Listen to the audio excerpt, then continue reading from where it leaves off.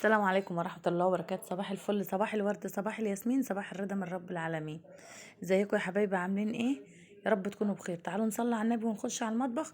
شوف احنا عاملين ايه النهارده. احنا عاملين حاجة سريعة كده وبسيطة وحاجة كمان حلوة. احنا عملنا كبد وقوانص. انا هنا حطيت معلقتين سمنة وحطيت الايه الكبد والقوانص وحطيت عليها شوية فلفل وشوية بابريكا، وهجيب بصلتين كبار كده.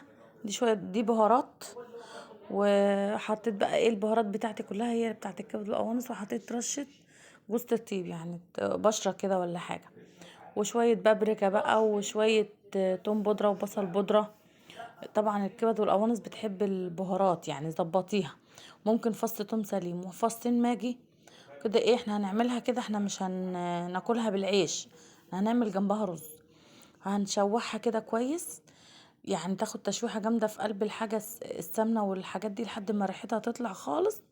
وبعدين هننزل عليها ايه بشوية مية.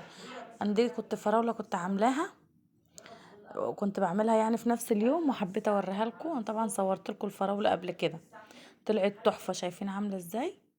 دي كان حوالي كيلو ونص فراولة، طلعت بطرمان كويس. والحبة اللي جنبهم دول، شايفين جمالها وحلاوتها؟ حلوة قوي. المهم يعني ايه، تعالوا بقى نخش نشوف ايه احنا هنكمل هنعمل ايه. احنا هنا هنعمل رز حبة وحبة.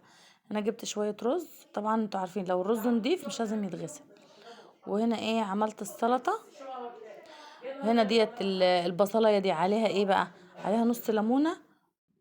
وده كان الغدا. اشوفكم على خير في فيديو جديد ان شاء الله. السلام عليكم.